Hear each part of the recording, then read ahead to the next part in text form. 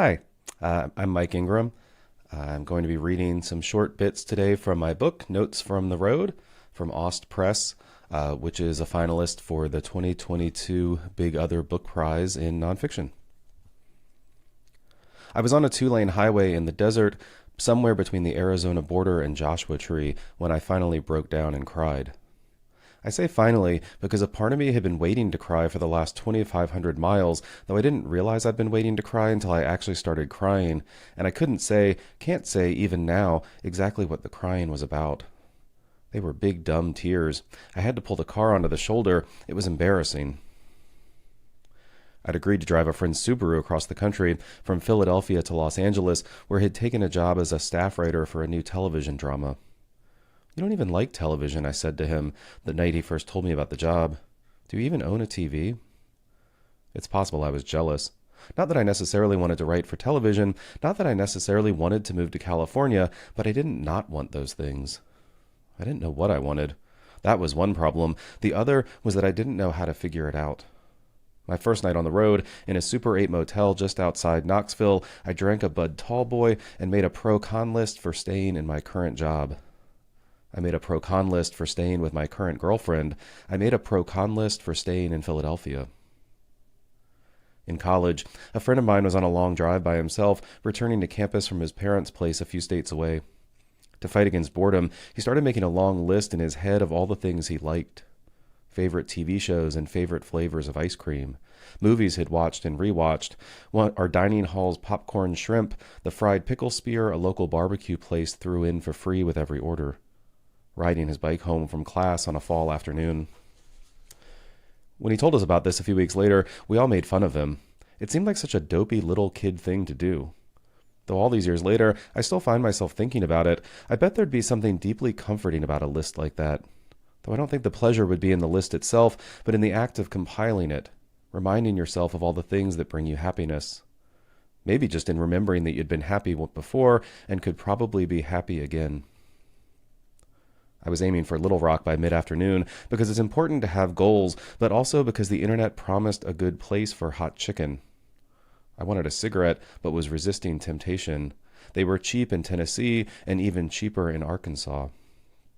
Just west of the Mississippi, a half-dozen men were using a truck stop parking lot to make major repairs to their cars. Inside, hand-lettered flyers advertised a special on coffee and SpongeBob cakes. But I didn't see any SpongeBob cakes, and the woman behind the counter told me they'd run out of everything but decaf. Also, the men's room had flooded and was temporarily closed, she said, but I could use the family restroom, the line for which stretched all the way down the candy aisle. She apologized for what a mess everything was, and she looked genuinely sad, or embarrassed, or possibly both. "I swear it's not usually this bad," she said. I can't really complain about my job. On the other hand, when you answer every question about your job by saying, "I can't really complain about my job," you could choose to see that as a problem. Especially if you find yourself saying it in response to questions that aren't even about your job, or questions which aren't, technically speaking, even questions. "I can't really complain about my job," you say, apropos of nothing, and then you watch the people around you inch away. My grandmother's fried chicken. The bagel sandwiches from Mr. J's in Harrisonburg, Virginia. Going on a hike with friends, an hour at a used record store, a clean house, how a big city starts to feel small after you've lived there long enough. The hot chicken in Little Rock was good, if not life-altering. In my hotel room, every single drawer had been pulled open, as if the cleaning staff or management believed I might not otherwise understand how drawers worked. I walked along the city's recently redeveloped waterfront, and I tried my best to find it interesting. There was a jogging trail, a semi-permanent farmer's market, an outdoor climbing wall. The fog had reconstituted itself as a steady drizzle. I could feel a familiar loneliness descending. I crossed the river on a pedestrian bridge, snapped a couple pictures, and then crossed back. I shrugged. Even though there was no one around to see me, I went off in search of a bar. The one I finally settled on had a vaguely Western motif and a lot of IPAs on tap. I could have been back in my own Philadelphia neighborhood, or in the gentrified, just past hip section of nearly any American city.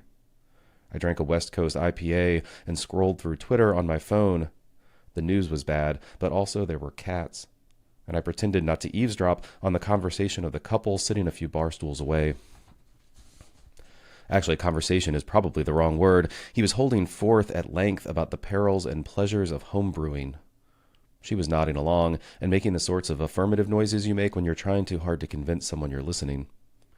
I began to suspect that couple too was wrong. If I had to guess, and guessing about the lives of strangers while drinking alone in bars is one of my favorite pastimes, I'd say this was a second date, one she'd agreed to reluctantly, having been told by more than one friend that she's too picky, that she never gives nice guys a chance. Eventually he switched gears and started talking about golf. I switched to bourbon. I ordered a salad, even though this wasn't really the kind of place in which to order a salad. I figured it would be good for me to eat something green, and also the hot chicken had been doing strange, worrisome things to my stomach. Later, I walked back to the hotel, where instead of cracking open the doorstop-sized academic book on nostalgia that I'd brought along as a writing-related research project, I watched back-to-back episodes of Friends, a show I hadn't even liked all that much the first time around, but which in reruns I found oddly comforting. Old photographs, impromptu dance parties, wandering around a flea market on a nice fall day. The Muppets Take Manhattan, a really good apple, kissing, handing out candy on Halloween, the first day after recovering from a cold or the flu, when you remember what it's like to feel normal inside your body. East of Oklahoma City, I detoured off Interstate 40 to connect with Route 66 and to see a famous round barn. The barn was famous for being round, which is an unusual shape for a barn, though it wasn't the world's only round barn, or even the only round barn in the United States. But according to the internet, it was one of the most photographed roadside attractions on Route 66, a road chock full of roadside attractions, so I figured I should stop and photograph it. I took pictures of the barn from a variety of angles. I walked around its perimeter, searching for the best light, the most artful framing. Though even as I took these pictures, I was aware that there were already thousands of similar pictures on the internet. In fact, I'd looked at several of them a little over an hour ago while eating lunch and trying to decide if stopping at this round barn was worth the detour. What would be different or better about these pictures I was taking? Why did they need to exist? I suppose this is why people take selfies, to commemorate their presence at a place rather than the place itself. But there was no need for me to commemorate my presence at the round barn either. It wasn't a particularly memorable experience. It was a barn. It was round. Inside, there was a gift shop where you could buy merchandise related to the round barn, and also merchandise that had nothing whatsoever to do with the round barn. After leaving the barn, I stopped for gas, but as soon as I got out of the car, I saw a sign in the window of the station advertising cigarettes for under $5 a pack. My addict brain started making idiot calculations. I got back into the car and drove off before I could do something I'd regret. Swimming in the ocean, an afternoon beer after a hike or a long bike ride, an occasional excuse to get dressed up, one of those long multi-course dinners with a big group of friends where you let the chef decide what to cook and everyone eats a little bit of everything. The feeling of satisfaction after finishing a project you've been putting off, like painting a bathroom wall or cleaning out your closet. A really good baguette. The last drink of the night after coming home from a party, when you pour yourself a bourbon and take off your shoes and sink into the couch. Waking up next to someone you love and realizing it's Saturday or Sunday and neither of you has anywhere you need to be. Thanks.